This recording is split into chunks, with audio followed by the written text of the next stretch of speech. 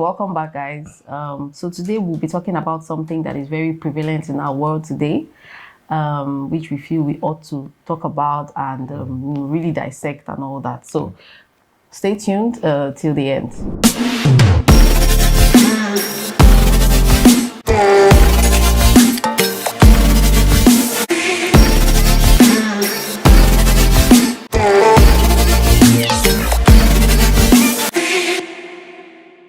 So today is sexual compatibility versus sexual commitment. Yes.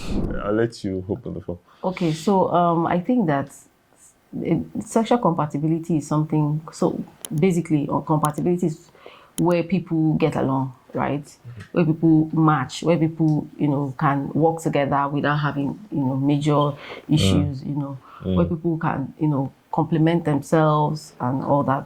So when you talk about sexual compatibility, it just simply means how well a couple in a marriage, for example, are able to understand themselves, able to express themselves sexually, are able to do all of those things without feeling like maybe you're not being heard, or you're not being seen, or your needs are not being taken into consideration at all. Yes, so where both of you are looking basically to satisfy the other person as much as possible, and it's very important and very key in any marriage. And of course, don't forget, we're talking about marriage in this instance. We're not talking about people that are not married. So please take notes. and this is exactly what people say, right? When they talk about sexual compatibility, they say you need to start sex before you marry so that you can know whether you are compatible or not. The way our mentors will put it, they would say, if you're trying to look for how compatible you are with anybody, you would have checked out 100 or hundreds of people before you the eventually real one. settle down. And by that you've already set yourself up for serious issues in your marriage. Maybe I can read out what some sources say about sexual compatibility, right? So in this Intimina site, it says sexual compatibility is how well you and your partner balance each other's sexual needs, how strong your communication is around sex, and how satisfied you both feel. Sexual compatibility looks like when you both feel seen, heard, held, and fulfilled in your sexual life. So at the end of the day, someone has used sexual commitment to describe sexual compatibility.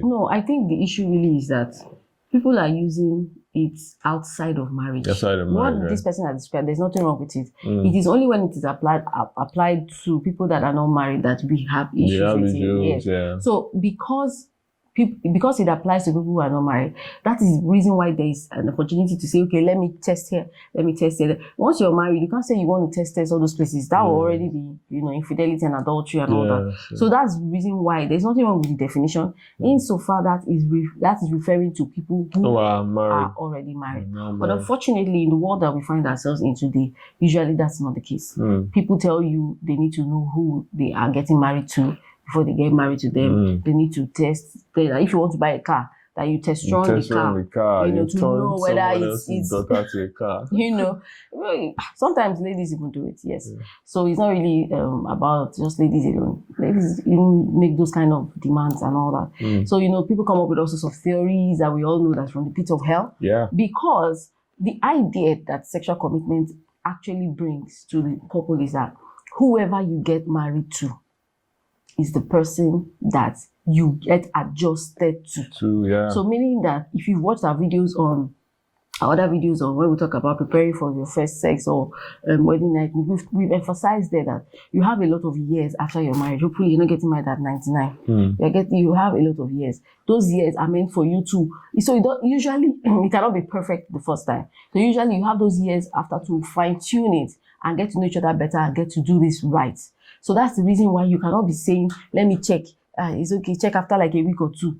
You move to the next person, check after like a month or two. No. Once you're married, that is what you will do for the rest of your life. So what's the rush trying to get to know somebody before you get married? When you're going to do that, are you going to fine tune and once you get to know that person, you get to know more things about their needs and how to, fulfill those desires. So I think personally, people have turned it around sexual compatibility is not bad insofar that it is left in the confines of marriage, you know. So because of the bad interpretation or the bad meaning that is given now, that's the reason why, you know, we have sexual commitment. So what you should focus on in your premarital journey, in your courtship, is talks around how sexually committed you will be to each other. How sexually committed you'll be to each other. Discuss how far can this person go. Find out from the little things, how far can this person go?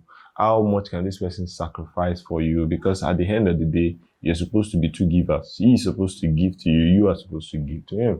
Do you understand? If you guys can settle sexual commitment, that irrespective of what you see, irrespective of what you face, you can even discuss what you see.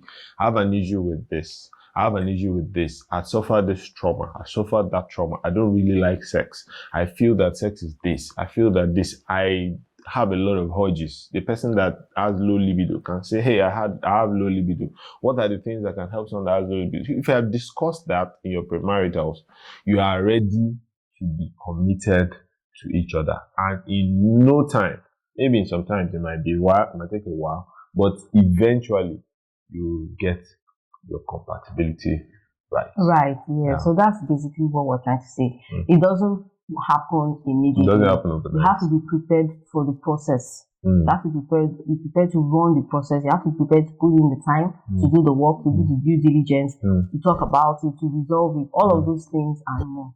So it's very important that, you know, all of those things are at the back of our minds when we're getting into marriage or getting into a relationship. There's no rush, there's no hurry, and things are sorted. You know, both of you can discuss and resolve.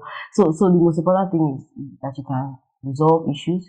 You can talk about them. You can make up your minds to be committed towards each other, and that is the most important thing.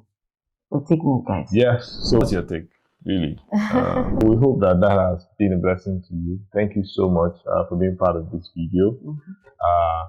Let's like, comment, share, and most importantly, subscribe. We love you guys. We'll see you in the next video. Bye.